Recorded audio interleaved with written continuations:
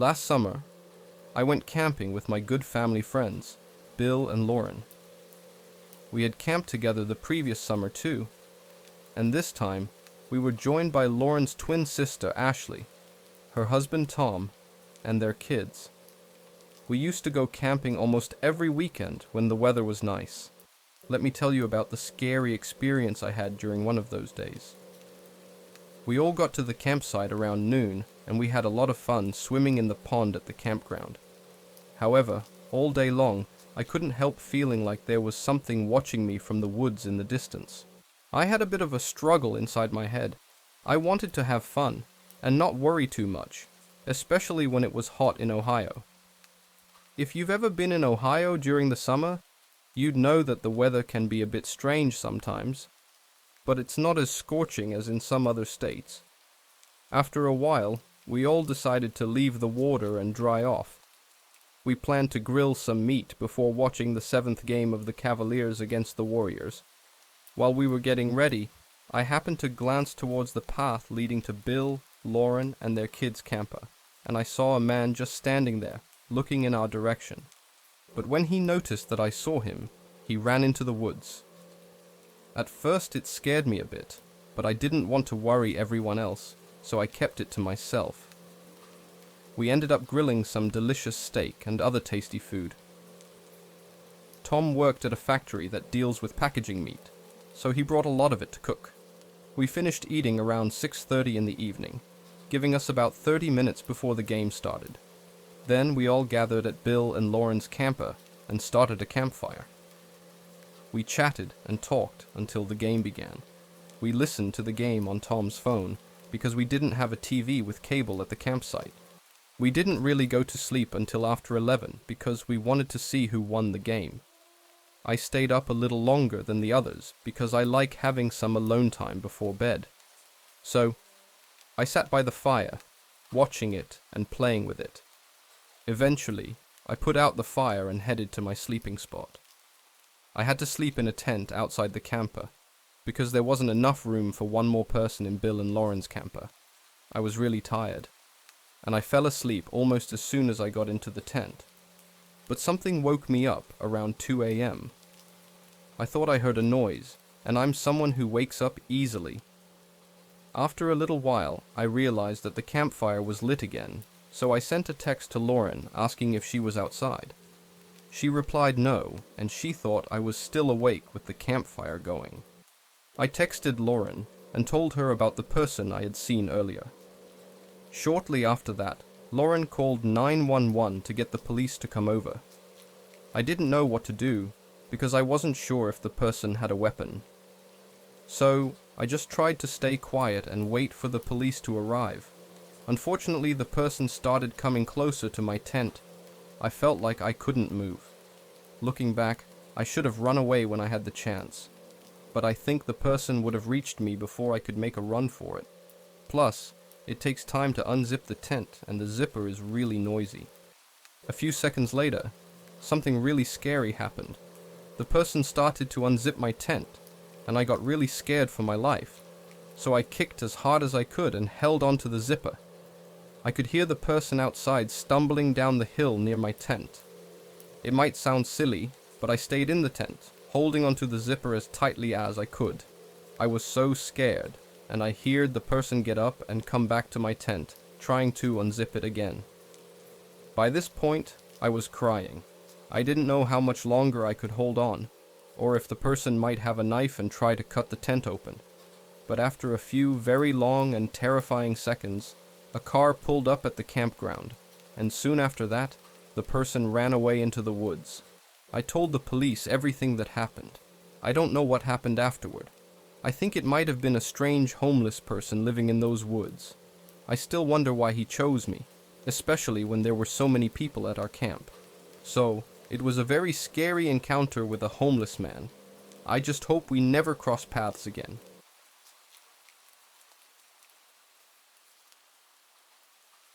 When I was in college, I used to help keep the campus safe. One of the things we did was walk with people to their cars or bus stops, especially at night. This way, students who were alone wouldn't feel scared. If you were on campus late and needed help, you could call us, and we'd walk with you to your car or wherever you needed to go. We always worked in pairs, 2 people together, to be safer. We didn't have weapons like security guards, not even pepper spray. We just wore a bright red vest that said Safety Patrol on it. I volunteered for 1 night each week, and it was usually enjoyable, depending on who else was volunteering with me. We usually sat in a room and talked a lot while waiting for people to call. Sometimes when someone called, we would go for a walk. One night, my friend Mark and I were working together. We had already received more calls than usual that evening, and we were hoping to relax in the office until 11 p.m., which was when our shift ended. It was around 10:30 p.m. I had put my feet up on a table and was getting ready to relax for the next half hour. Mark was about to sit next to me when the phone rang. We both looked annoyed, but Mark went to answer it. I watched him, and he was nodding his head while talking on the phone, but I couldn't hear what was being said. "We'll come right away," Mark told the person on the phone. I was a bit annoyed, but I knew I had to do my job. It's a feeling you might know if you've ever worked in a store or customer service. It's closing time, and just when you think you're done, a customer shows up. Your mind is elsewhere, but technically, the store is still open, so you have to deal with it. I got up and put on my red vest. Then, Mark and I walked out of the office. The college campus looked quite modern. There weren't any old historic buildings or clock towers covered in vines. Instead, everything had straight lines and lots of big windows. The place was so well lit that it felt like daytime when you were in the main part of the college. But there was a dark path we had to use to get to the parking lot where we usually escorted people. Mark told me we were meeting a girl named Cassie, and she needed us to walk her to her car in the parking lot. So, we went to Building B, where she asked us to meet her. When we got there, I saw a young woman, probably in her 1st or 2nd year. She had long brown hair that hung over her shoulders. Her backpack strap held one side of her hair against her jean jacket.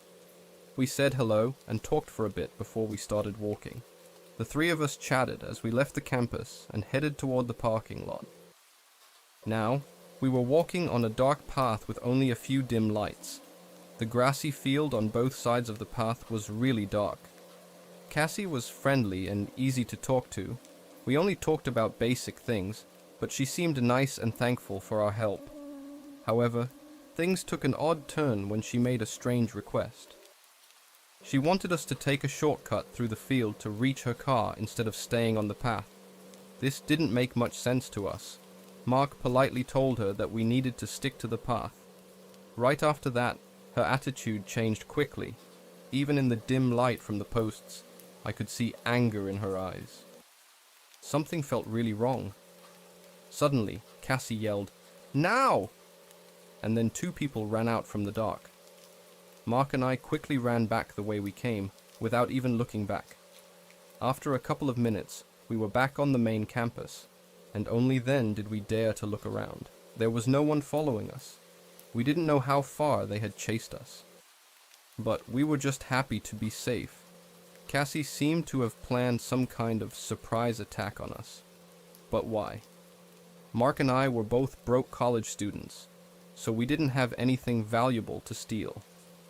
Whatever the reason, we told the security about what happened. They asked for our help with the investigation, and when we saw pictures of all the students named Cassie, Cassandra, or anything similar, we didn't find anyone who looked like the girl we encountered that night. So she must have given us a made-up name and likely wasn't a student at all. We never figured out who Cassie was or who those other people with her were. However, because of this incident, the school did make the path brighter by adding more lights. It was a small change, but it was the right thing to do.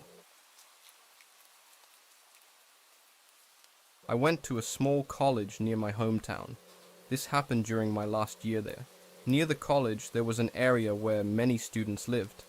I didn't live there, but I often went through that area for different reasons.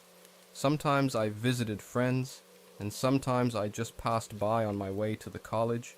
It was something I did regularly. One evening, I was walking back home from the college through that neighborhood.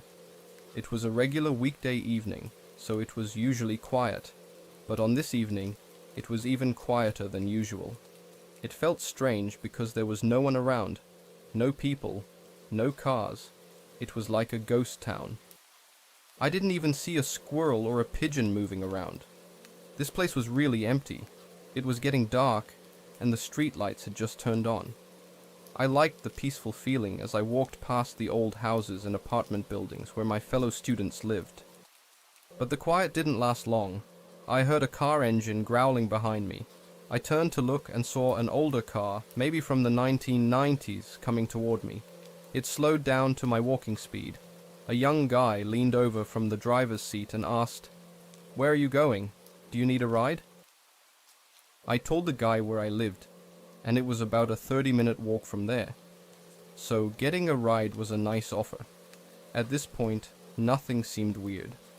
I went to a small college, and people were friendly, so students often gave each other rides. "Sure, thanks a lot," I said. He stopped the car, and I got in the front seat. We had some awkward small talk for a few minutes. I asked him about his major and other regular stuff. I was surprised when he said he wasn't a student at my college. He seemed a bit nervous when he admitted that, which made me wonder why he wanted me to think he was a student. I got a little scared and moved away from him. I think he noticed because the atmosphere suddenly changed. I wanted to leave the car, but I didn't want to show I was scared. I thought he'd still take me home, but I planned to give him a fake address when we got close. We both sat in silence for a few minutes, and I couldn't take it anymore. I broke the silence by saying, "It's okay. I'll just get out here." He didn't reply. He just kept looking at the road as if he couldn't hear me. After that, I went from feeling uncomfortable to being really scared. I asked him to let me out of the car, but he didn't. I'm not a law expert, but I think that's technically called kidnapping. But I didn't have time to talk about the law. I was sitting there, scared, looking out the window, pretending everything was okay. I didn't want him to see how scared I was, because if he had bad intentions, he might do something. Then I realized something. We weren't going the way I told him earlier. He was definitely not taking me home. I knew I had to get out of there, but the only choice was to jump out of a moving car. Luckily, it was an old car, so the locks were manual, and he couldn't stop me from unlocking the passenger side door. He slowed the car down to make a sharp turn, and that was my chance. I quickly opened the car door and jumped out while the car was still moving. I stumbled a bit and scraped my knee, but it wasn't too bad. Then I started running. It didn't take long before another car came by. I told them what happened, and they offered to take me home. By the time we found help, the other car had driven away. I told the police about it, but as far as I know, they never caught the person. I realize now that there were some signs that things weren't right, and I feel embarrassed for getting into that car in the first place. We should all be really careful when accepting rides from people we don't know well. I hope my story helps others be more cautious.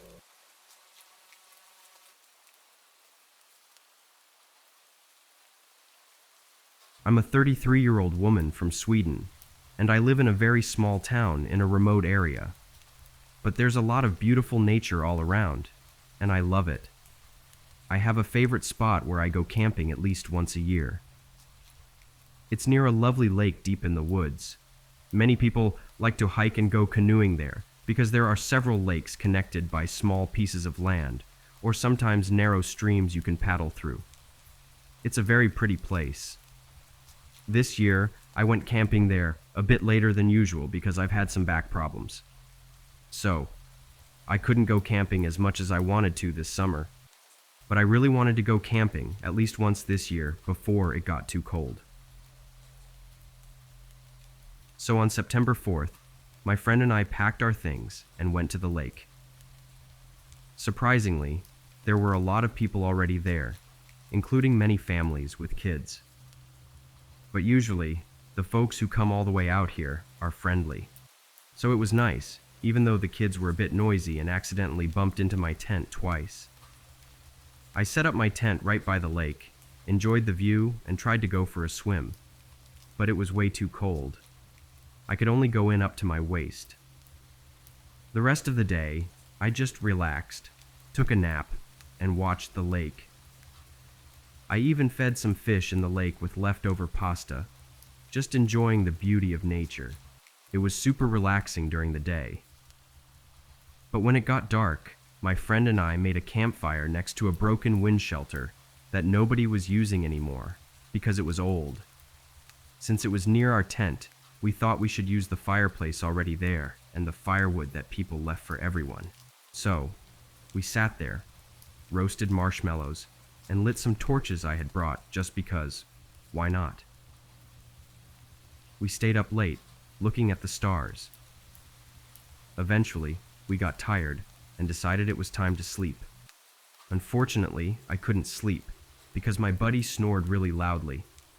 I was just scrolling on Twitter, talking to people, trying to get tired enough to fall asleep. But around 4 a.m., I was still awake and didn't expect to sleep at all.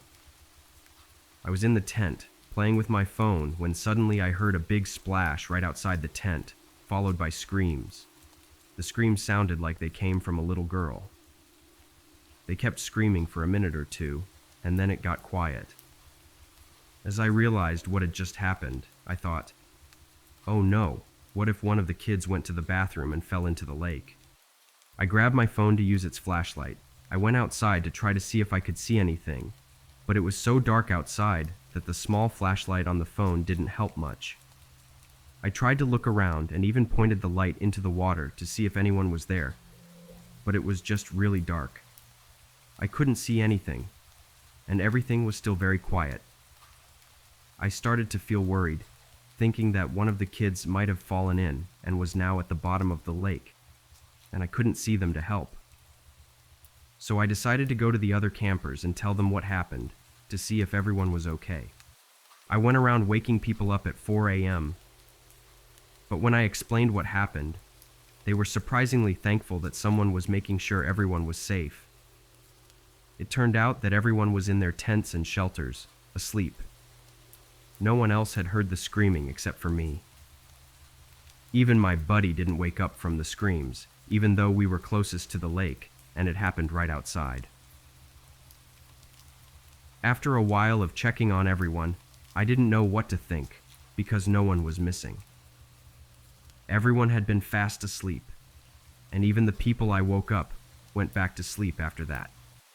I thought it was best to go back inside our shelter, so I did. But when I got close, I saw something big going under the water right in front of our place. At that point, I decided we would stay inside until it was morning, no matter what. When I got back, my buddy had just woken up a bit and asked me what was going on. I told her everything that had happened so far. Just as I finished explaining, we both heard something big walking around.